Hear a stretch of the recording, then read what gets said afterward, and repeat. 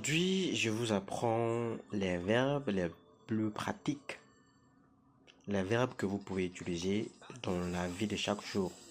Je vous dis souvent que quand on apprend une langue, il faut commencer par les choses qui vont vous permettre de débloquer des situations, les choses et qui vont vous aider à communiquer, à résoudre les problèmes que vous rencontrez en ce qui concerne la communication. C'est après avoir pris goût que vous allez évoluer, vous allez chercher maintenant à comprendre des choses un peu plus complexes. C'est pour ça que je vous dis souvent aussi, il faut avoir un objectif. Quand vous avez un objectif, en effet, vous savez pourquoi vous apprenez cette langue-là. Quand la fatigue va s'installer, l'hésitation, la procrastination va vous tenter ou vont vous tenter, vous n'allez pas abandonner parce que vous avez un objectif.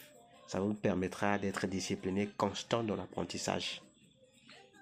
Mais si vous ne savez pas pourquoi vous apprenez, quand vous allez vous sentir fatigué, pas d'envie, parce que la motivation va et vient, alors que la discipline, elle est constante. Si vous avez un objectif, vous serez motivé, discipliné, parce que vous savez que si vous n'apprenez pas, vous n'allez pas réaliser cet objectif-là. Vos ambitions ne seront pas réalisées. Donc l'objectif est très très important. La Chine aujourd'hui, c'est l'industrie du monde, c'est l'économie, la technologie, c'est le pays de tout. La Chine est partout. Si vous ne venez pas en Chine, la Chine elle viendra chez vous, si ce n'est pas déjà le cas. Donc vous conviendrez avec moi que la langue chinoise, c'est la langue de l'avenir.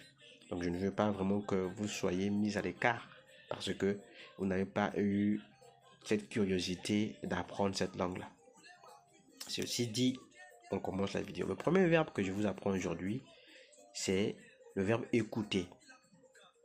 Comment on dit écouter en chinois? Écouter, c'est tian, tian, tian. Je veux dire écouter la musique, c'est tian yin yue. Tian yin yue. Répétez après moi. Imitez ma prononciation, mettez la pause, posez des questions, ainsi on va évoluer. Le verbe suivant c'est parler. Parler en chinois c'est shuo, shuo, shuo, ou encore shuo hua, shuo hua, c'est aussi parler. Le verbe suivant c'est lire, faire la lecture. Comment ça se dit en chinois? En chinois c'est du, du. Lire un livre, par exemple, en chinois, on dit du shu. Du shu. On peut aussi dire kan shu. Kan shu. Kan, c'est regarder.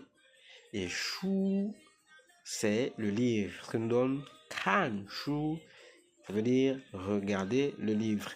C'est intéressant, n'est-ce pas? Le verbe suivant, c'est écrire. Écrire en chinois, c'est xie, xie, xie, xie.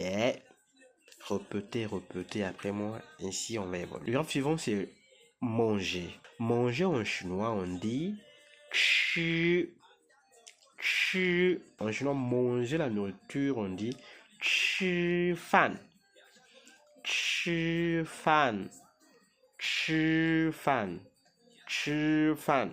Quand on mange, après on boit, n'est-ce pas? Boire en chinois c'est he, he, he.